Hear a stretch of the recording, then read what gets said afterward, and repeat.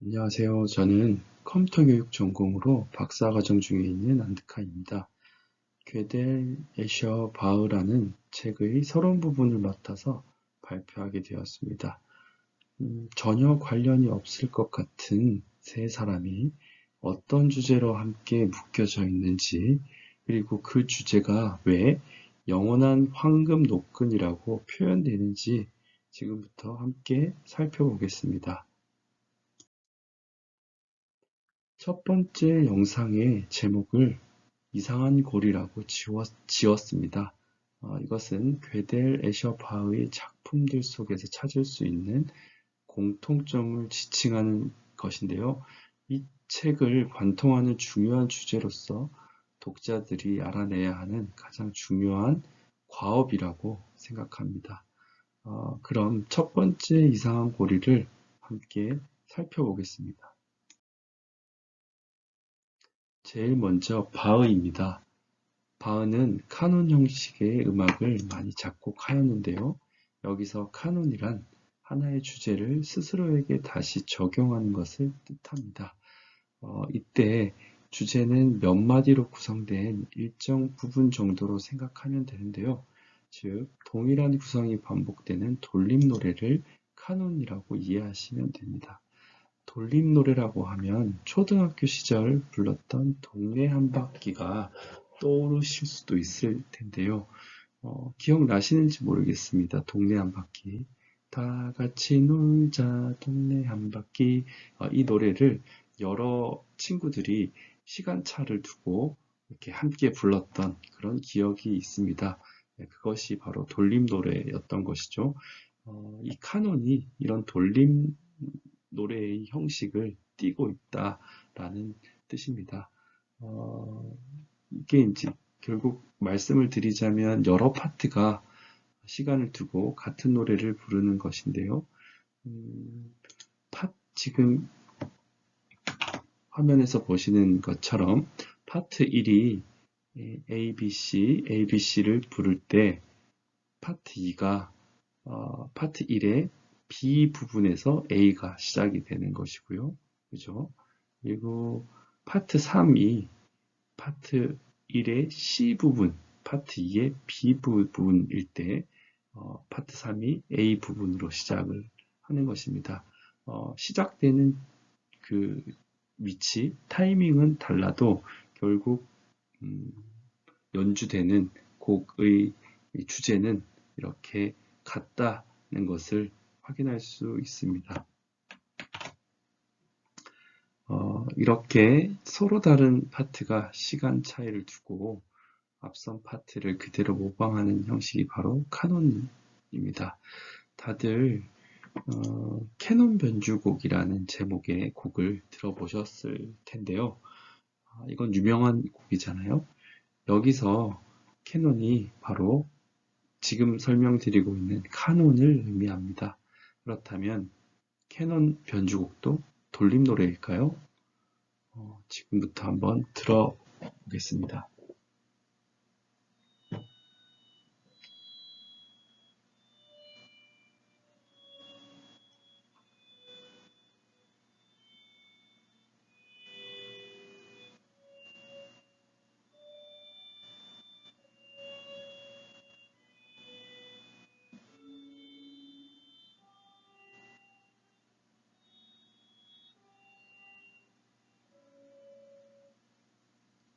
네, 잘 들으셨나요?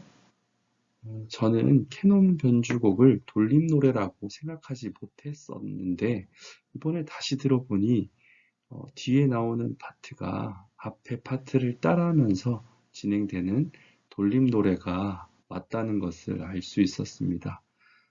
이런 카논과 유사한 방식에는 또 푸가라는 것도 있는데요. 하나의 주제가 각 성부 혹은 악기의 규칙적인 모방, 반복을 행하는 것을 뜻합니다. 정의만 놓고 보면 카논과 유사한데요.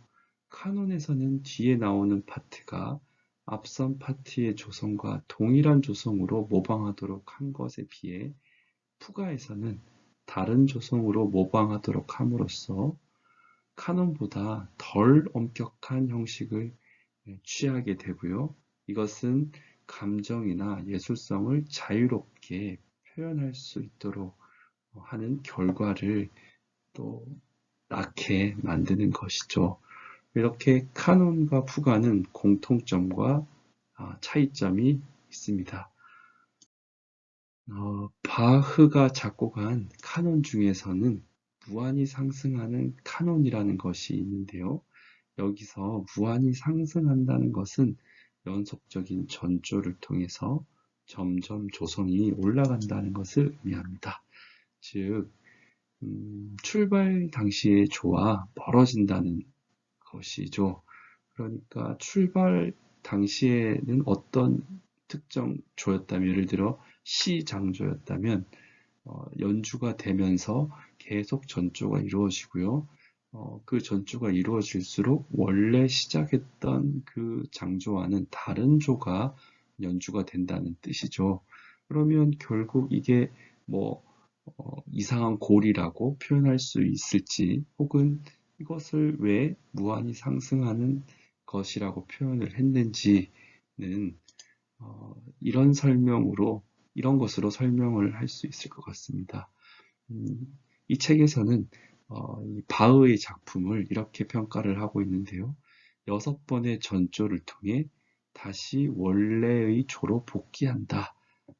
그런데 6번의 전조를 하고 나면 정확히 한 옥타브가 높아진 채로 원래의 조로 복귀한다. 이렇게 설명을 하고 있습니다. 한 옥타브 높아지긴 했지만 처음의 조성으로 돌아오기 때문에 무한 반복되는 전조가 가능하다는 설명도 함께 있는데요. 이것이 바로 바흐가 의도한 전조를 통한 무한 반복의 가능성, 즉 잠재적 무한성이 아닐까 이렇게 생각을 합니다. 당시 왕권이 강했던 그런 상황을 고려하면 왜 바흐가 이와 같은 음악을 만들었을지 짐작을 할 수도 있는데요. 바흐는 이렇게 얘기를 합니다. 자기 본인의 작품에 이렇게 써놨다고 하는데요. 전조가 상승할수록 전하의 영광 또한 높아지리라. 이렇게 말을 했다고 합니다. 즉, 무한 상승되는 음악을 통해 왕권 강화를 도모했다고도 얘기할 수 있을 것 같아요. 여튼 이렇게 처음으로 되돌아오지만 무한히 상승하는 것, 이런 고리를, 이상한 고리, 그리고 이 책의 저자는 이 이상한 고리를 뒤엉킨 계층 질서라고 표현을 하고 있습니다. 네, 다음으로는 애셔에 대한 설명을 하겠습니다. 두 번째 이상한 고리를 이제 애셔 작품들을 통해서 말씀을 드릴 텐데요. 지금 보시는 작품은 애셔의 폭포라는 작품입니다. 이 작품이 아주 오묘한 그림을 표현하고 있는데요. 애셔의 천재성을 살펴볼 수 있는 그런 작품이라고도 말씀드릴 수 있을 것 같습니다. 일단 이 폭포부터 물의 흐름을 한번 따라가 보도록 하겠습니다. 지금 이 지점에서 물이 떨어지고 있죠. 특별히 어색할 게 없습니다. 물레방아를 돌리고 있고요. 여기서 떨어진 물은 이 수로를 따라서 이렇게 내려가는 거죠. 지금 이 옆에 보시면 계단 형식으로 이쪽이 위쪽이고 이쪽이 아래쪽이라는 것을 느낄 수 있으실 겁니다. 특히 이 벽면을 보시면 이쪽이 더 높고 이쪽이 더 낮게 그림을 그려놓은 것을 확인할 수가 있죠. 따라서 물은 위에서 아래로 이렇게 자연스럽게 흘러간다는 것을 알 수 있습니다. 특별히 어색할 게 없습니다. 이쪽 수로도 보시면 이쪽에서 계속 내려가는 것을 확인할 수 있죠. 내려가는 것처럼 애셔가 그림을 그려 놓았다고 볼 수 있겠죠. 여기서도 이렇게 내려갑니다. 그런데 내려가고 내려갔는데 결국은 그 폭포의 상단, 폭포의 시작점에 또 도달한 것을 확인할 수 있고요. 다시 물은 떨어지고요. 또 똑같이 물은 아래로 흘러가는 것입니다. 그래서 이것을 이 책의 저자는 이 애셔의 폭포라는 작품에 대한 평가를 끝없이 이어지는 하강의 고리라고 하고 있습니다. 그런데 이 작품은 정말 보면 볼수록 오묘한 것 같아요. 보시면 이 수로만 보시면 내려가는 것처럼 보이긴 합니다만 멀리서 보시면 다시 말해 이 기둥 같은 것도 한번 보시면 지금 이 기둥과 이 기둥을 보시면 결국 이 지점이 이 기둥을 기준으로 더 낮은 지점, 그죠? 이 기둥만 보시면 이게 더 낮은 지점이라고도 설명할 수가 있잖아요. 그래서 이 어느 순간의 그림이 좀 달리 보이는 그런 아주 오묘한 그림. 어쨌든 말씀드리고 싶은 것은 이 그림 속에서 애셔가 지금 제가 말씀드리는 것의 가장 중요한 주제인 이상한 고리를 표현하고 있다. 이렇게 말씀을 또 드립니다. 네, 다음 그림은 애셔의 올라가기와 내려가기라는 작품인데요.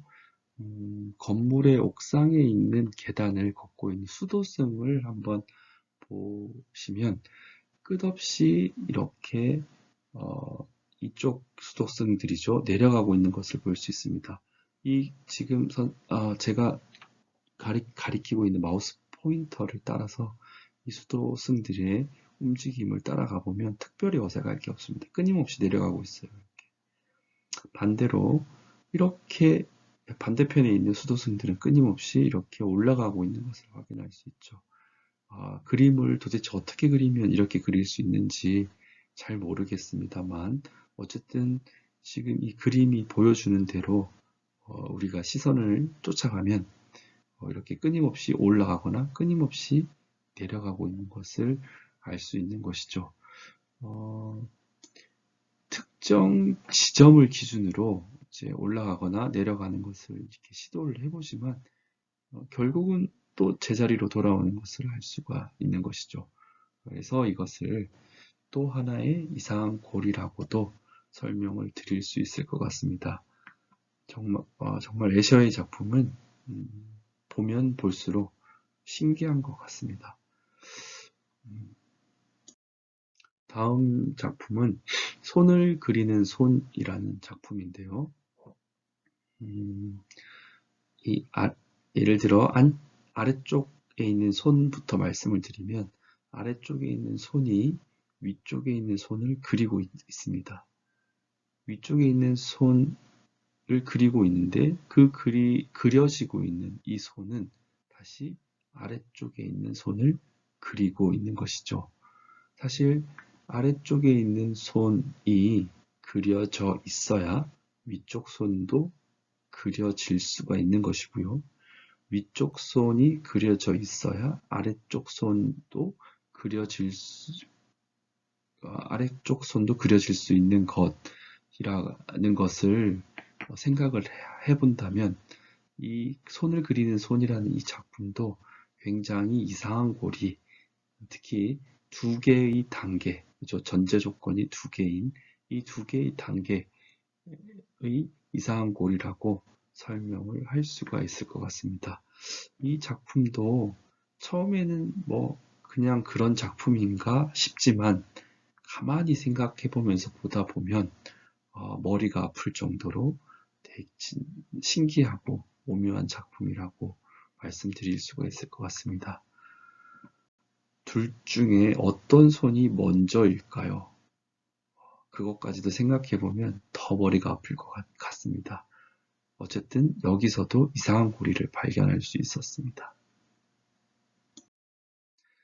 다음 작품은 애셔가 그린 작품들 중에 가장 팽팽한 고리라고 평가를 하고 있는 이 책의 저자가 그렇게 평가하고 있는 작품인데요. 이 화랑이라는 작품을 보시면 먼저 화랑을 볼 수가 있습니다. 지금 마우스 포인터가 제가 가리키고 있는 것처럼 어떤 갤러리를 찾을 수가 있죠. 그리고 그 화랑에서 어떤 작품을 바라보고 있는 어떤 청년을 찾을 수가 있고요. 이 청년이 바라보는 도시가 그려져 있는 작품을 볼 수가 있습니다. 그런데 이 도시가 어느 순간 확장이 되더니 이 도시에 있는 이 건물을 볼 수가 있고요. 한번 선생님들 한번 보세요. 이 건물에 있는 이 여자분은 애셔의 어머니라고 합니다. 믿거나 말거나. 네, 어쨌든 이 건물은 현재 2층이고요. 이 건물의 1층에는 뭐가 있나요? 이렇게 화랑이 있는 겁니다. 그러니까 이 청년이 바라보고 있는 이 도시 속에 있는 2층 건물의 1층에는 화랑이 있고요. 그 화랑 안에 이 작품을 바라보고 있는 청년이 있고요. 그 청년을 이 청년이 다시 바라보고 있는 아주 오묘한 작품인 거죠.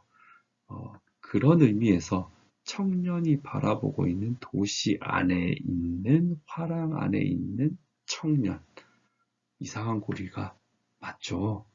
이렇게 이 화랑이라는 작품에서도 이상한 고리를 찾을 수가 있었습니다. 사실 이 화랑이라는 작품은 제가 애셔의 작품을 많이 보진 못했지만 지금 발표를 준비하면서 봤던 작품들 중에 가장 뭐라고 할까요? 마음에 드는 작품인 것 같습니다. 저를 완전히 여기에 집중하게 만들었던 작품이고요. 제가 이거를 설명하기 위해서 이 작품을 1시간 동안 보고 있었다는 거 믿겨지실까요? 그렇게 얻어진 결론을 지금 선생님들께 말씀드리고 있는 것입니다. 선생님들께서도 이 작품을 가만히 한번 감상을 해보시면 정말 대단한 작가구나라는 생각을 또 하실 수도 있을 것 같습니다. 네, 이제 세 번째 이상한 고리의 주인공입니다. 괴델인데요. 특히 괴델은 불완전성 정리라는 것으로 굉장히 유명한 사람이죠. 이 괴델의 불완전성 정리는 일단 무지무지 어렵습니다. 무지무지 복잡하고요. 그런데 이 불안정성 정리를 아주 간단하게 설명을 하자면 에피메니데스의 역설, 다시 말해 거짓말쟁이 역설이라고 불리죠. 이 역설을 통해서도 비교적 간단하게 설명을 할 수 있을 것 같습니다. 내용을 살펴보면요. 에피메니데스는 이렇게 말합니다. 모든 크레타 사람들은 거짓말쟁이이다. 이렇게 얘기를 하는 것이죠. 그런데 에피메니데스도 크레타 사람입니다. 그렇게 생각을 해본다면, 자, 먼저 이 말이, 그러니까 에피메니데스가 한 말이 참이라면요, 거짓부터 할게요. 거짓이라면요, 모든 크레타 사람들은 거짓말쟁이가 아니다. 거짓말쟁이가 아니다가 될 것이고요. 거짓말쟁이가 아니니까 뭐예요? 모든 크레타 사람들은 참말만 한다라는 결과가 나오잖아요. 방금 에피메니데스는 거짓말을 했다고 가정을 했었으니까요. 거짓말을 했는데 모든 크레타 사람들은 참말쟁이다가 되니까 모순이 발생하는 거죠. 다음으로 에피메니데스가 만약에 참말을 했다고 친다면 모든 크레타 사람들은 거짓말쟁이다라고 얘기를 하고 있으니 에피메니데스도 크레타 사람이니까요. 그러면 크레타 사람 중에 에피메니데스는 참말을 한 것인데 모든 크레타 사람들은 거짓말쟁이다라는 결론이니까 이것 또한 모순입니다. 이것을 우리 책에서는 1단계로 된 이상한 고리라고 표현을 하고 있습니다. 어쨌든 지금 앞에서 말씀드렸던 그 고리들과 모습은 조금 다르나 이것도 분명한 고리라고 볼 수가 있겠죠. 이렇게 서로 돌고 도는, 그래서 사실 이 명제가 참인지 거짓인지를 특정할 수 없는 그런 상태. 그래서 이상한 고리이다 라고 또 설명을 할 수가 있을 것 같습니다. 이런 에피메니데스 역설에서 찾을 수 있는 이런 아이디어가 사실 괴델이 얘기하는 불안정성 정리의 핵심 아이디어와 맥을 같이 하는데요. 괴델의 불안정성 정리를 설명을 드리면 수론의 무모순인 공리체계들은 반드시 결정 불가능한 명제를 포함한다. 이렇게 설명을 하고 있습니다. 사실 이 말 자체가 굉장히 어렵잖아요. 쉽게 말씀을 드리면 수학에서 얘기하는 어떤 명제들은 반드시 참임을 증명할 수 없는 명제가 있다. 그래서 여기서 결정 불가능하다라는 말은 증명할 수 없다라는 말로 이해하시면 돼요. 그래서 명제가 참이긴 참이지만 그 참임을 증명할 수 없는 명제도 분명히 있다라는 것으로 이해를 하시면 좋을 것 같습니다. 괴델의 불안정성 정리가 나오게 된 어떤 배경, 맥락을 지금부터 말씀을 좀 드리겠습니다. 1900년대 초반 당시 힐베르트라는 저명한 수학자가 있었는데요. 이 수학자가 수학자 대회에서 수학 원리에서 정의된 체계가 무모순이면서 완전하다는 것을 증명할 수 있다고 확신했습니다. 이는 쉽게 말해 수론의 모든 참인 명제는 이 수학 원리라는 책에서 제시한 틀로 증명할 수 있다고 얘기한 것인데요. 그때 이러한 힐베르트의 꿈을 산산조각 낸 사람이 있었으니 그 사람이 바로 괴델입니다. 즉 괴델의 불완전성 정리라는 것은 수학 원리라는 이 책에서 제시하는 수학의 체계가 완전하지 않다는 것을 뜻하는 것이고요. 결국 이런 힐베르트의 꿈은 다시 말해 이 완전하다는 것을 증명할 수 있다라는 힐베르트의 꿈은 괴델에 의해서 무너지게 되는 것입니다. 이렇게 이제 등장했던 괴델의 불안정성 정리를 조금 더 쉽게 풀어서 이제 설명을 좀 드려보겠습니다. 제 나름대로 이렇게 설명을 드리면 좀 더 쉽지 않을까라는 생각으로 준비를 했는데요.